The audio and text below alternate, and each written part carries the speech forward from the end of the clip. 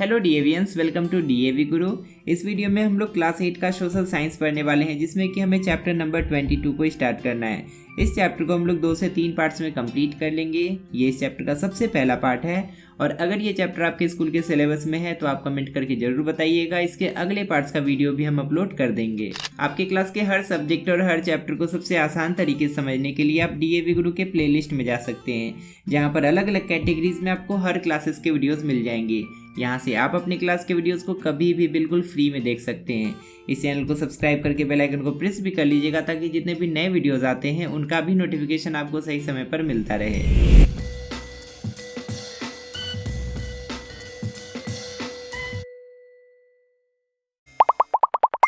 इस चैप्टर में हमें कई सारे टॉपिक्स कवर करने हैं। सबसे पहले तो हम लोग चैप्टर का इंट्रोडक्शन देखेंगे। उसके बाद हमारा अगला टॉपिक होगा कॉन्स्टिट्यूशनल प्रोविजंस। इसके अंदर 2 सब टॉपिक्स हैं।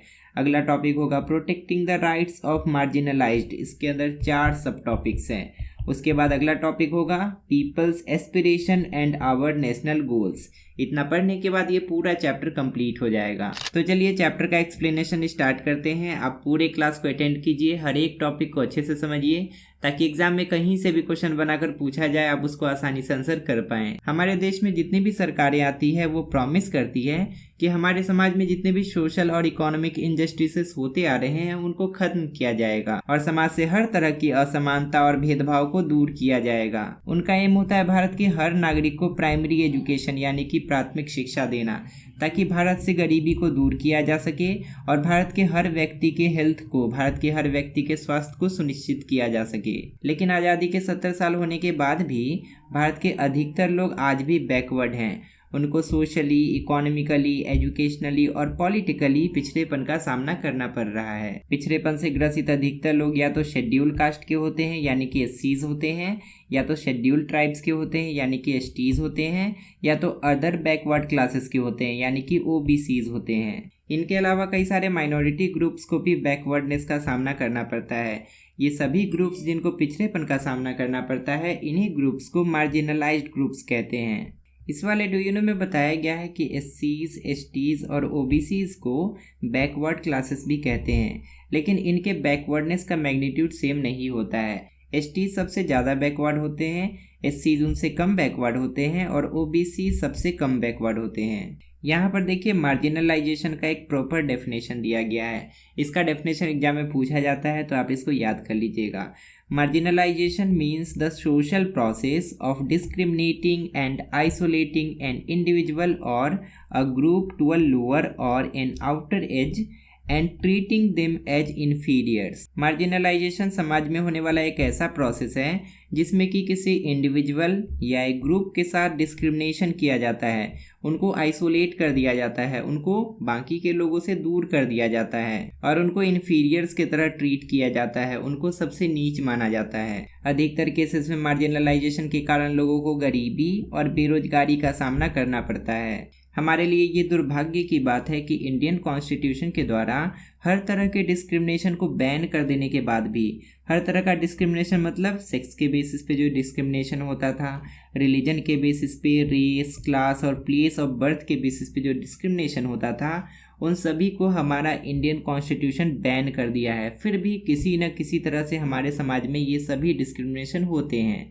हालांकि इस तरह के डिस्क्रिमिनेशन अब के समय में बहुत कम होते हैं, अब लोग समझदार हो चुके हैं, लेकिन आज़ादी के पहले बहुत बुरा हाल था। बहुत ही लार्ज स्केल पर इस तरह का डिस्क्रिमिनेशन किया जाता था। लेकिन अगर फिर भी देश के किसी भी हिस्से में ऐसी परिस्थिति आती है तो ये स्टेट की ड्यूटी बनती है कि उन लोगों को एडिशनल बेनिफिट्स प्रोवाइड कराए जाएं, ताकि समाज के वो वर्ग जो कि पीछे रह गए हैं, जिनको एजुकेशन नहीं मिल पाया, जिनका इकोनॉमिक कंडीशन ठीक नहीं हो पाया, जिनको रोजगार नहीं मिल पाया, एक्सप्लॉइटेशन और डिस्क्रिमिनेशन के कारण उनको आगे लाया जा सके। हमारे लिए बहुत ज़रूरी है कि सोशल और इकोनॉमिक इक्वालिटी के लिए हमारे कॉन्स्टिट्यूशन के प्रीएम्बल में जितने गोल्स की बात की गई है उन गोल्स को वास्तविकता में उतारा जाए। अब हमें कॉन्स्टिट्यूशन के कुछ ऐसे प्रोविजंस के बारे में पढ़ना है, हमारे संविधान के कुछ ऐसे प्रावधानों के बारे में पढ़ना है जिसे केवल इसीलिए बनाया गया था ताकि हमारे समाज के जितने भी वंचित वर्ग के लोग हैं उनकी भलाई की जा सके, उनके हितों की रक्षा की जा सके। तो चलिए इस चैप्टर के सबसे पहले मेन टॉपिक को स्टार्ट करते हैं, जो कि है कॉन्स्टिट्यूशनल प्रोविजंस। हमें ऐसे संवैधानिक प्रावधानों के बारे में पढ़ना है जो कि समाज के वंचित वर्गों के लोगों के उत्थान के लिए बनाए गए थे। सबसे पहला प्रोविजन है फंडामेंटल राइट्स यानी कि मौलिक अधिकार। हमारा संविधान भारत के हर नागरिक को फंडामेंटल राइट्स देता है, उनको कुछ अधिकार देता है। ऐसा ही एक राइट है राइट टू इक्वेलिटी यानी कि समानता का अधिकार। हमारा संविधान ये सुनिश्चित करता है कि हमारे समाज में हर तरह की समानता बनी रहे और भारत में रहने वाला कोई भी व्यक्ति किसी भी तरह का डिस्क्रिमिनेशन न कर सके, चाहे वो डिस्क्रिमिनेशन कास्ट के बेसिस पर हो, कलर, क्रीड, सेक्स, रिलीजन या लैंग्वेज के बेसिस पर ही क्यों ना हो। लेकिन अगर फिर भी देश के किसी भी हिस्से में इस तरह का भेदभाव होता है तो स्टेट्स को ये अधिकार है कि वो प्रोटेक्टिव डिस्क्रिमिनेशन जैसे स्पेशल प्रोविजंस को लागू कर सकती है। प्रोटेक्टिव डिस्क्रिमिनेशन एग्जैक्टली होता क्या है इसके बारे में अभी हम लोग डिटेल में भी पढ़ेंगे। हमारा संविधान ये भी इंश्योर करता है कि सरकारी नौकरियों में सबको बराबरी से मौका मिले। ये स्टेट्स को अधिकार देता है कि स्टेट अपने हिसाब से रिजर्वेशन के लिए प्रावधान ला सकती है ताकि समाज के बैकवर्ड क्लासेस के लोगों को भी अलग अलग पोस्ट पर अपॉइंट किया जा सके।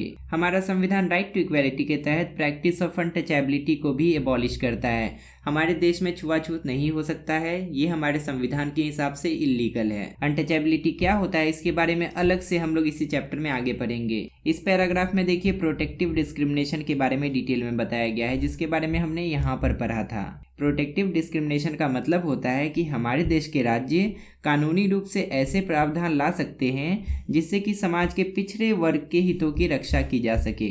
सरकार कुछ खास योजनाएं ला सकती है ताकि पिछड़े वर्ग के लोगों को भी अपना सोशियो इकोनॉमिक पोजीशन ठीक करने का मौका मिल सके, उनको भी समाज के दूसरे कास्ट के लोगों से बराबरी करने का मौका मिल सके, उनके साथ वो सोशल रिलेशन बना सके, चाहे वो किसी भी कास्ट के ही क्यों ना हो। प्रोटेक्टिव डिस्क्रिमिनेशन के बारे में एग्जाम में लिखने के लिए बोला जा सकता है, इसीलिए आप इस पार्ट को रिपीट कर लीजिएगा, अच्छे से समझ लीजिएगा और याद कर लीजिएगा। अब हमें समझना है कि अनटचेबिलिटी यानी कि छुआछूत क्या होता है। छुआछूत कास्ट सिस्टम के कारण शुरू हुआ था। अनटचेबिलिटी एक ऐसा एंटी सोशल प्रैक्टिस था जिसके हिसाब से किसी खास कास्ट के लोगों को ही छूना सही है, लेकिन रियलिटी में अनटचेबिलिटी के कारण कुछ खास कास्ट के लोगों का सोशल आइसोलेशन किया जाता था, उनको समाज से अलग कर दिया जाता था। दलित लोगों को ऊंचे कास्ट के लोगों की तरफ से कुछ खास तरह की मनाही थी। वे लोग किसी ऊंचे कास्ट के लोगों के साथ खाना नहीं खा सकते थे, वे लोग केवल अपने ही कास्ट में शादी कर सकते थे, उनको पानी लेने के लिए भी एक अलग कुएं में जाना पड़ता था। जो कुआं हाई कास्ट के लोगों का था उस कुएं पर वो लोग पानी नहीं ले सकते थे और इसके साथ साथ उनको उस गांव में रहने का भी अधिकार नहीं था जिस गांव में हाई कास्ट के लोग रहते थे।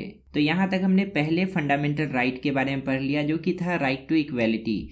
अब हमें राइट अगेंस्ट एक्सप्लॉयटेशन के बारे में पढ़ना है। हमारे संविधान के हिसाब से ह्यूमन ट्रैफिकिंग इलीगल है, मतलब किसी भी व्यक्ति को खरीदा या बेचा नहीं जा सकता है और साथ ही साथ उससे बेकार यानी कि फोर्स्ड लेबर भी नहीं करवाया जा सकता है। अगर कोई व्यक्ति किसी दूसरे व्यक्ति का पैसा नहीं लौटा पा रहा है तो वह व्यक्ति उससे जबरदस्ती काम नहीं करवा सकता है। हमारे संविधान के हिसाब से 14 साल से कम उम्र के बच्चों से भी काम नहीं करवाया जा सकता है, खासकर उन जगहों पर जहां पर ज़्यादा खतरा रहता है जैसे कि माइंस में और फैक्ट्रीज में। हमारे संविधान में अंकित फंडामेंटल राइट्स हमें गारंटी देते हैं कि भारत के सभी बैकवर्ड क्लास के लोग, चाहे वो SC हो, STs हो या OBC हो, उनको सम्मान के साथ और बराबरी के साथ समाज में रहने का अधिकार है। लेकिन कभी कभी उनके इन अधिकारों का हनन भी हो जाता है। इसके लिए कई बार दलितों के द्वारा फंडामेंटल राइट्स के तहत अपील भी दायर किया गया है, जिसने गवर्नमेंट का ध्यान अपनी तरफ खींचा और उनको कॉन्स्टिट्यूशन के हिसाब से सोशल, पॉलिटिकल और इकोनॉमिक जस्टिस दिया गया। तीसरा फंडामेंटल राइट्स माइनॉरिटीज को स्पेशल प्रोविजंस देने की बात करता है। हमारे कॉन्स्टिट्यूशन के हिसाब से फंडामेंटल राइट्स जैसे कि right to freedom, right to religion and culture and right to educational rights में माइनॉरिटीज़ को कुछ स्पेशल प्रोविजंस दिए गए हैं ताकि भारत के माइनॉरिटीज़ अपने खास तरह के कल्चर को प्रोटेक्ट करके सेफ गार्ड करके रख सके और उन पर मेजॉरिटी का कोई प्रभाव न पड़े। एग्जाम्पल के लिए भारत के हर नागरिक को right to freedom of religion, culture and educational rights मिला हुआ है, लेकिन नॉर्थ ईस्ट में कुछ ऐसे माइनॉरिटीज़ हैं जिनको कुछ स्पेशल राइट्स भी दिए गए हैं। फंडामेंटल ड्यूटीज जिसके बारे में इंडियन कॉन्स्टिट्यूशन के आर्टिकल 51A में बताया गया है ये माइनॉरिटीज के हितों की भी बात करता है। इसके हिसाब से भारत के हर नागरिक का ये कर्तव्य है कि वो हार्मोनी को प्रमोट करें और भारत के लोगों के बीच में भाईचारा बनाकर रखें, और इस भाईचारे में कोई भी धर्म या कोई भी भाषा या कोई भी रीजनल या सेक्शनल डाइवर्सिटीज बाधा न बने। हमारा देश कंपोजिट कल्चर के लिए जाना जाता है। हमारे देश में अलग अलग तरह के कल्चर को फॉलो करने वाले लोग रहते हैं और हमारा ये ड्यूटी है कि भारत में हर तरह के कल्चर को प्रिजर्व करके रखा जा सके। तो यहाँ तक हमने उन सभी फंडामेंटल राइट्स और फंडामेंटल ड्यूटीज के बारे में पढ़ लिया जिससे मार्जिनलाइज सेक्शन के हितों की रक्षा की जा सकती है। इसी चीज़ के बारे में फंडामेंटल राइट्स के साथ साथ हमारे कॉन्स्टिट्यूशन में directive principles of state policy में भी बताया गया है, जिसको कि शॉर्ट में DPSP भी कहते हैं। Directive principles of state policy में जितनी भी बातें लिखी होती है वो इनफोर्सेबल बाय लॉ नहीं होती है, मतलब उसको जबरदस्ती लागू नहीं किया जा सकता है। ये एक तरह का गाइडलाइन है जो कि हमारा कॉन्स्टिट्यूशन स्टेट्स को देता है। स्टेट्स इसको फॉलो भी कर सकता है और फॉलो नहीं भी कर सकता है। DPSP में देश की गवर्नमेंट के लिए बहुत सारी जरूरी बातें लिखी होती है। DPSP स्टेट्स को एक तरह से रास्ता दिखाता है कि किस तरह से सोशल ऑर्डर को मेंटेन करके रखा जा सके और समाज के लोगों की भलाई की जा सके। इसका लक्ष्य होता है कि समाज के लोगों के इनकम और स्टेटस में जो इनइक्वालिटीज है, जो असमानता है, उसको जितना हो सके उतना कम किया जा सके। भारत के सभी लोगों को हर प्रकार की सुविधा और अवसर देने के साथ साथ डायरेक्टिव प्रिंसिपल्स ये भी सुनिश्चित करता है कि भारत में जितने भी रिसोर्सेस हैं उनका इस्तेमाल भारत के सभी लोगों की भलाई के लिए किया जा सके। सरकार देश के रिसोर्सेस का इस्तेमाल केवल किसी खास कम्युनिटी के लोगों के लिए नहीं कर सकती है। इस चैप्टर के यहाँ तक के सभी टॉपिक्स को आज के क्लास में हमने कंप्लीट कर लिया। इसके आगे के टॉपिक्स हम लोग नेक्स्ट क्लास में पढ़ना शुरू करेंगे। अगर आपको इसके अगले पार्ट का वीडियो भी चाहिए तो आप कमेंट में लिखकर जरूर बताइएगा। आपके क्लास के सोशल साइंस का प्लेलिस्ट ओपन करने के लिए लेफ्ट साइड में क्लिक कीजिए। वहाँ पर आपको SST के सभी चैप्टर्स के वीडियोस मिल जाएंगे और अगले क्लास का वीडियो देखने के लिए राइट साइड में क्लिक कीजिए। फिलहाल इस वीडियो में इतना ही। मिलते हैं अगली क्लास में बहुत सारे नए टॉपिक्स के साथ। तब तक के लिए अपना ध्यान रखिए और अच्छे से पढ़ाई करते रहिए।